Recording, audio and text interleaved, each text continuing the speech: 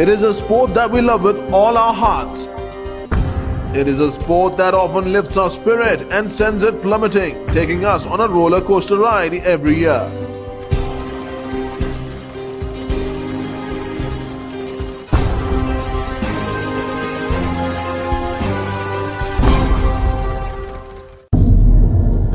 As it is winding down, 2014 has shown that it has been no different, giving us the most striking but dreadful images of Australian batsman Phil Hughes being hit on his neck by a bouncer, buckling on his knees and falling face first on the Sydney Cricket Ground pitch during a Sheffield Shield match.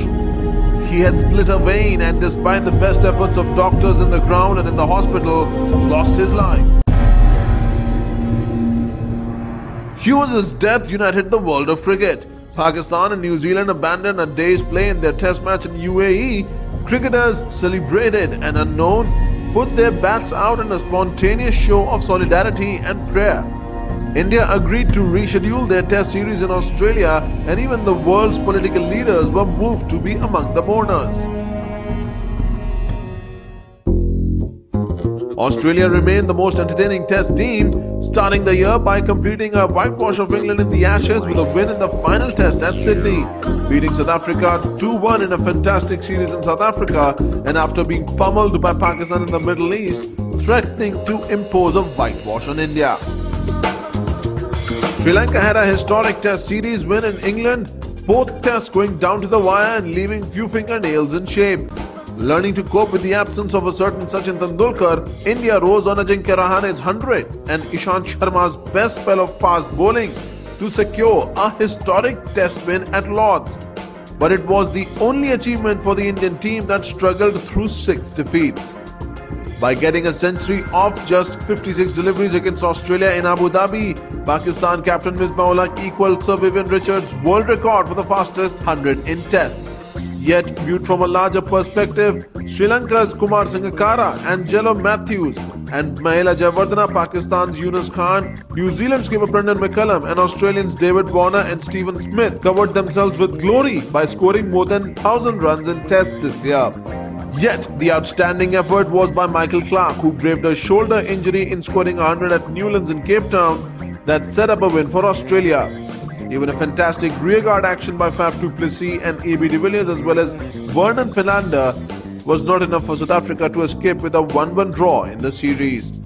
Ryan Harris's twin strike, Dale Steyn and Morne Morkel saw Australia win the test with 27 deliveries left. Sadly, because of a dispute over player contracts with the West Indies Cricket Board, the team from the Caribbean did not complete the scheduled itinerary in India and departed prematurely. As the teams got on the home stretch of their preparation for the ICC Cricket World Cup 2015, the year 2014 saw some astounding performances, with Australia taking the pride of place at the top of the ICC ODI team rankings ahead of India. They beat South Africa 4-1 at home to showcase their readiness to win the World Crown at home. However, Australia were at the receiving end of the biggest upset of the year when they lost to Zimbabwe in a tri-series in Harare. The year opened with New Zealander Corey Anderson's world record 36-ball century against the West Indies in Queenstown and closed with India opener Rohit Sharma's world record 264 against Sri Lanka at the Eden Gardens. New Zealand were involved in some outstanding ODIs, including a tie with India and intense finishes with Pakistan.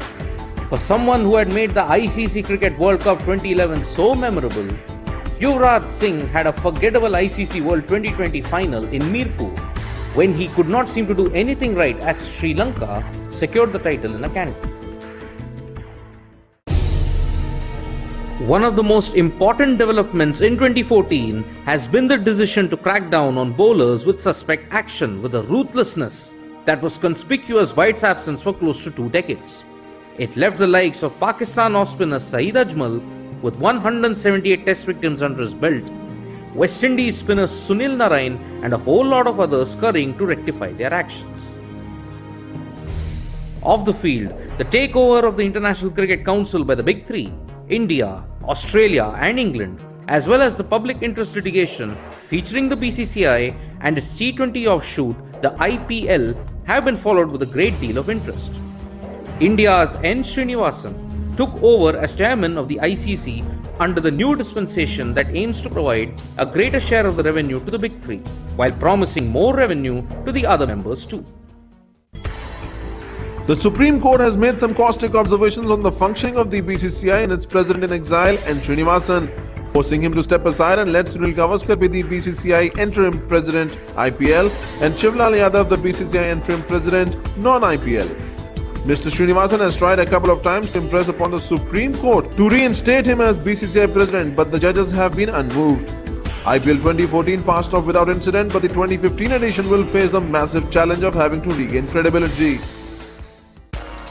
Talking of match fixing, the England and Wales Cricket Board's decision to impose a life ban on New Zealand's Lou Vincent after a confession and a transcontinental effort was a welcome one and hopefully will help cricket emerge as a clean sport. Kevin Peterson with the tell-all book continues to hope that England will recall him sometime, but England and Wales Cricket Board Managing Director Paul Downton has ruled that out, despite the selectors sacking Alistair Cook as captain of England's one-day international squad. International cricket could be poorer without the presence of players like Peterson, Graham Smith, Jack Callis and Mahela Jayawardene from Test. Come to think of it, it is Phil Hughes' death that shook us the most. Indeed, cricket took us on a roller coaster ride in 2014, lifting our spirit and sending it plummeting. Indeed, it is a sport that we love with all our hearts and will continue to.